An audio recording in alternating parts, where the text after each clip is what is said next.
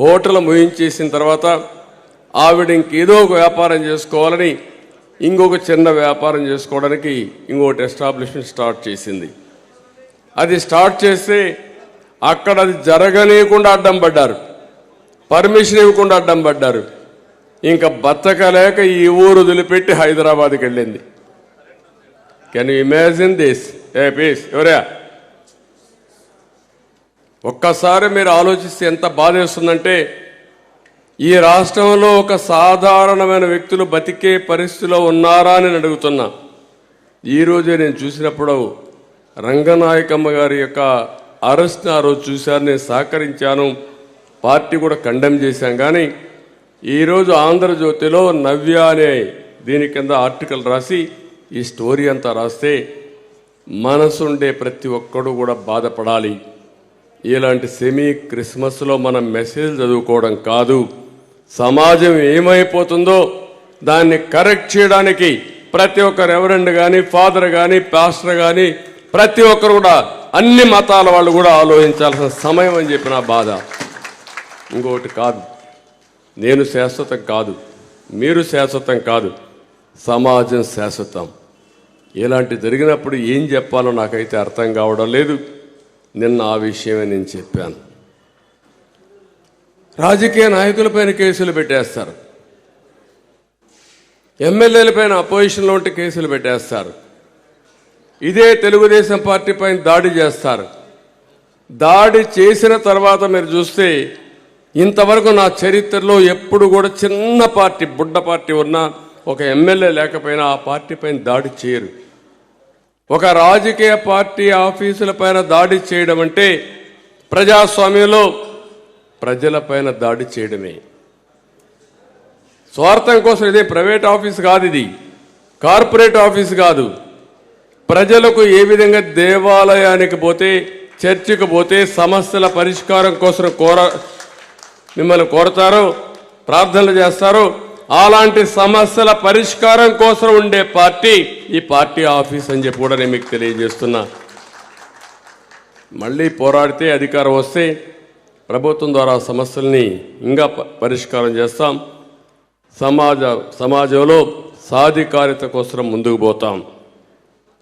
ఇంత జరిగితే సీసీటీవీ కెమెరాల్లో మేమన్నీ కూడా రికార్డ్ చేసి ఇస్తే, మా వరదరామయ్య గారి ఆఫీస్కి ఇస్తే ఇంతవరకు కేసు లేదు. తిరిగి మా మీదనే కేసులు పెట్టేశారు. మన ఆఫీస్ మీదకి దాడి చేస్తారు, మన మీద కేసులు పెట్టేస్తారు. ఎక్కడుంది ఆఫీసు? గట్టిగా అరిస్తే వినపడుస్తుంది డీజీపీ ఆఫీస్. ఇక్కడే ఉంది డీజీపీ ఆఫీస్. సిగ్గుందా ఈ డీజీపీకి అని అడుగుతున్నా. లా అండ్ ఆర్డర్ ఎట్లా మెయింటైన్ చేస్తారో మీరు ఆలోచన. బాధ, ఆవేదన ఇంకోటి కాదు. మేము చేసిన నేరం ఏంటి? ఈ రాష్ట్రంలో గంజాయి విపరీతంగా వస్తూ ఉంది, డ్రగ్స్ పెరిగిపోయినాయి, పిల్లలు నాశనం అయిపోతారు, ఇది మంచిది కాదని స్టేట్మెంట్లు ఇచ్చాం, గట్టిగా చెప్పాం.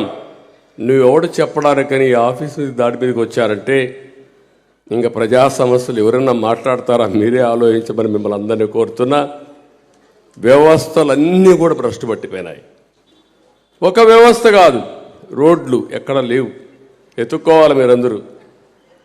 ఆ నేషనల్ హైవేస్ అప్పుడు నేను సీఎంగా ఉన్నప్పుడు మొదటిసారిగా వాజ్పేయి గారు ఉంటే, వాజ్పేయి గారు నేను చెప్పి చిన్న చిన్న దేశాల బ్రహ్మాండమైన రోడ్లు ఉన్నాయి, మన దేశంలో రోడ్లు అధ్వానంగా ఉన్నాయి, మనం కూడా అలాంటి రోడ్లు లేరని పట్టుబట్టి ఒక పాలసీ తీసుకొచ్చాం. ఆ రోడ్డే మొదటి ప్రూఫ్ ఆఫ్ కాన్సెప్ట్ నెల్లూరు నుంచి చెన్నై వరకు. తర్వాత ఈరోజు మొత్తం గోల్డెన్ క్వాడ్రిలేటరల్ రోడ్లు వచ్చాయి. ఈరోజు అందరూ సెల్ ఫోన్లు పెట్టుకొని కూర్చున్నాం. నేను కూడా నా సెల్ ఫోన్ పెట్టుకుని ఇప్పుడు న్యూస్ అంతా చూసుకున్నా. ఆ సెల్ ఫోన్లు లేకుండా ఆ రోజుట్లో మామూలు ఫోన్లు అయితే లైట్నింగ్ కాల్ అంటే ఒక వారంలో వచ్చేది. అది ఎక్స్చేంజ్లో కూడా పరిచయం ఉంటే వాడు చెప్తే ఏదైనా కాల్ వచ్చేది, లేకుంటే వచ్చేది కూడా కాదు. అమెరికాకు ఫోన్ చేయాలంటే మనం చేసేవాళ్ళం కాదు. అలాంటిది టెలికమ్యూనికేషన్ సెక్టర్లో రిఫార్మ్ తేవాలని గట్టిగా పోరాడాను. నా కోసరం కాదు, సమాజ హితం కోసరం, సమాజం కోసరం, భావితరాల భవిష్యత్తు కోసరం చేశాం. ఇలాంటి ఏ రిఫార్మ్ అయినా సరే ఈ దేశానికి ఉపయోగపడతాయని రిఫార్మ్స్ తీసుకొచ్చాం. కేంద్రంతో సహకరించాం, కేంద్రంతో కూడా కలిసి పనిచేశాం. ఈరోజు ఒక సాటిస్ఫాక్షన్, ఒక తృప్తి. ఆ తృప్తి మన వల్ల సమాజంలో చాలామందికి లాభం కలిగింది. ఈ విషయమే యేసు ప్రభు కూడా చెప్పాడు, సమాజ హితం కోసం పనిచేయమని చెప్పిన విషయాన్ని మరొకసారి మీ అందరికీ గుర్తు చేస్తున్నా.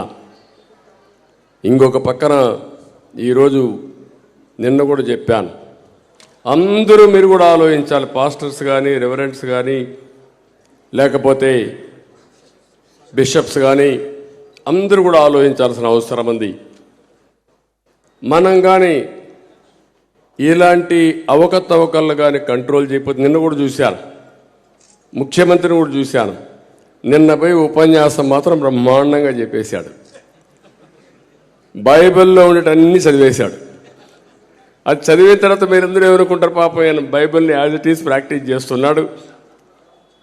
వేరే మతస్థులు కూడా బైబిల్ అంటే గౌరవిస్తారు, నేను కూడా గౌరవిస్తాను. కానీ ఆయన ఆ మతంలో ఉండి ఇంకా బాగా అభ్యుంది అనుకుంటారు, బాగా నేర్చుకున్నాడు రాత్రింబగళ్ళు. ఇప్పుడు నేను చూశాను ఇక్కడ ఉన్న వాళ్ళందరినీ, బైబిల్లో ఉండేటి ఏ ఆర్టికల్ కింద ఏమొచ్చిందో చాలా క్లియర్గా మాట్లాడుతున్నారు. మీరందరూ కూడా దానికి యాక్సెప్టెన్స్ ఇచ్చే పరిస్థితి వచ్చారంటే అది ప్రతి ఒక్కరూ బైబిల్ని ప్రాక్టీస్ చేసే ప్రతి ఒక్కరికి కంఠాపాఠంగా అవన్నీ వచ్చాయి మీకు. అదే మరి దాన్ని తూచా తప్పకుండా అమలు చేయడం కోసం ప్రయత్నం చేస్తున్నారు. కానీ రాష్ట్రంలో ఆ పరిస్థితి లేదు. అందుకే నేను ఒక మాట అన్నాను, 100 రోజులు ఇంకా. ఈ 100 రోజులు కానీ సమాజ హితం కోసం మీరు ఆలోచించకపోతే, కులము, మతము, ప్రాంతం అని కానీ మీరు ఆలోచిస్తే ఈ రాష్ట్రంలో ఏం మిగలదు. రంగనాయకమ్మ గతే మన అందరికి కూడా ఎవరు రారు ఈ రాష్ట్రానికి. ఆవిడ అడిగితే ఇప్పుడు అంటా ఉంది, ఇంకా ఆంధ్రప్రదేశ్కి వద్దు, గుంటూరుతో బంధం అయిపోయింది, తిరిగి గుంటూరుకు వచ్చే పరిస్థితి లేదు, నా బ్రతుకు నేను బతుక్కుంటాననే పరిస్థితికి వచ్చింది. ఏ పరిస్థితి వచ్చిందంటే ఈ విషయం కూడా మీరు గుర్తుపెట్టుకోండి. 40 సంవత్సరాలుగా 50 సంవత్సరాలుగా మీరు కష్టపడ్డారు. శంకర్ విలాస్ ఒక ఎగ్జాంపుల్ మాత్రం, ఒక చిన్న వెంచరే. వాళ్ళ మామగారు ఎప్పుడో పెట్టారు, ఆయన చనిపోయాడు. ఈవిడ పెళ్ళయిన తర్వాత ఈవిడ కేరళ అతన్ని పెళ్లి చేసుకునింది. ఆవిడ కులం లేదు, ఒక కులంలో పుట్టిన కేరళలో ఉండే వ్యక్తిని పెళ్లి చేసుకుంటే ఎప్పుడు కూడా ఆవిడ జీవితానికి ఎప్పుడు అడ్డం రాలేదు. ఇప్పుడు కులం అడ్డం వచ్చింది. రంగనాయకమ్మ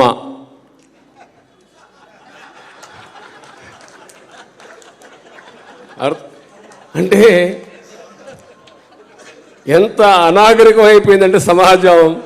దీన్ని ఏమనాలి నాకైతే అర్థం కాదు. నేను ఎప్పుడు ఈయన రెడ్డి, ఈయన బీసీ, ఈయన కమ్మ, ఈయన ఎల్లమ్మ నేను ఎప్పుడు చూడలా. నేను తెలుగు జాతి అంతా కూడా ఒకటి, ఆ తెలుగు జాతి కోసం పనిచేశా. మీరు ఆ విషయం గుర్తుపెట్టుకోవాలి. నేను ఒక ఐటీ తీసుకొచ్చాను, ఒక రోడ్డు తీసుకొచ్చాం, ఈరోజు ఒక హైదరాబాద్ ఒక నమూనాగా డెవలప్ చేశాం. ఒక కులం బాగుపడ్డారా? అన్ని కులాలు బాగుపడ్డారు, అన్ని మతాలు బాగుపడ్డారు, సమాజం మొత్తం బాగుపడింది. ఆ రోజు నేను చేసిన పని ఈరోజు హైదరాబాద్లో మీరు పోతే 1 ఎకరా భూమి ఉంటే ఎంతండి ఈరోజు అక్కడ ఆస్తి? 50 కోట్లు, 100 కోట్లు. ఆ రోజు కంపెనీలు పెట్టారు. నేను అందరినీ తీసుకొని విదేశాలకు కూడా పోయేవాడిని. అక్కడ డెవలప్ అయ్యారు చూద్దాం, మీరు కూడా డెవలప్ కావాలని పెట్టాను. దాంతో ఈరోజు హైదరాబాద్ భారతదేశంలో నెంబర్ 1 రాష్ట్రం అయ్యే పరిస్థితికి వచ్చింది. అదే ఆంధ్రప్రదేశ్. నేను చేసిన బాధ, నా ఆలోచన ఒకటి మీరు గుర్తుపెట్టుకోవాలి. రాష్ట్రంలో ఉండే 5 కోట్ల మంది గుర్తుపెట్టుకోవాలి. విభజన జరిగింది. విభజన జరిగిన తర్వాత మనం ఎన్ని మాట్లాడుకున్నా ఇంకా లాభం లేదు. మన బ్రతుకు మనం బతకాలి.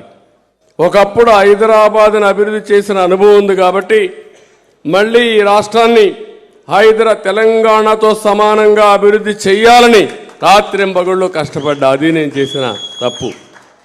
కానీ నా అదృష్టం కూడా ఒకటి ఉంది. నేను ముఖ్యమంత్రి అయిన తర్వాత 10 ఏళ్ల తర్వాత రాజశేఖర రెడ్డి ముఖ్యమంత్రి వచ్చాడు. రాజశేఖర రెడ్డి ఎక్కడా డిస్టర్బ్ చేయాల, దేన్ని 1-2 మార్చాడు తప్ప ఏది మార్చాలి అన్నీ కూడా చేశాడు. 5 ఏళ్ళు ఆయన అన్ని కంటిన్యూ చేశాడు. తర్వాత వచ్చిన రోసయ్య కంటిన్యూ చేశాడు, కిరణ్ కుమార్ రెడ్డి కంటిన్యూ చేశాడు, చంద్రశేఖరరావు కంటిన్యూ చేశాడు, ఇప్పుడు రేవంత్ రెడ్డి కూడా కంటిన్యూ చేస్తున్నాడు. మన దురదృష్టం, నేను 5 ఏళ్ళు అభివృద్ధి చేసినట్టు అన్నీ ఏం చేశారో అమరావతిని మీరు చూశారు. అమరావతి ఒక ఆలోచన, తెలుగు జాతికి ఒక బ్రహ్మాండమైన రాజధాని ఇవ్వాలంటే 5 ఏళ్ల తర్వాత 10 ఏళ్ల తర్వాత ఆంధ్రప్రదేశ్ రాజధాని ఏదంటే 3 ముక్కలు ఆటాడే పరిస్థితికి వచ్చాం. ఈరోజే కోర్టు చెప్పారు, మళ్ళీ నువ్వు విశాఖపట్నం పోతా అంటున్నావు, నువ్వు పోవడానికి వీలు లేదు, స్టేటస్ కో ఉంటుంది, కోర్టులో నిర్ణయించే వరకు నువ్వు పోవడానికి వీలు లేదంటే విశాఖపట్నంలో రిషికొండను గోడిగుడ్డు కొండనంతా కొట్టేసి గుండు కొట్టిన కొండ మారిగా తయారు చేసి 500 కోట్ల రూపాయలు ప్రజాధనాన్ని ఖర్చు పెట్టి విలాసవంతమైన ప్యాలెస్ కట్టాడు. ఇమేజిన్ చేస్తారండి. ఇప్పుడు ఒక చర్చికి నేను 10 కోట్లు ఇస్తే గుంటూరులో చర్చికి 10 కోట్లు ఇచ్చాను, మళ్ళా 2 ఎకరాల భూమి ఇచ్చా, మళ్ళా 6 కోట్ల రూపాయలు ఇచ్చా. అది పూర్తి చేయలేదు కానీ విశాఖపట్నంలో మాత్రం 500 కోట్ల రూపాయలు పెట్టి ప్యాలెస్ కట్టి, నేను పేద బిడ్డని, దేవుడు పైనున్నాడు, కిందన మీరున్నారు, నాకు ఓట్లేసేయండి.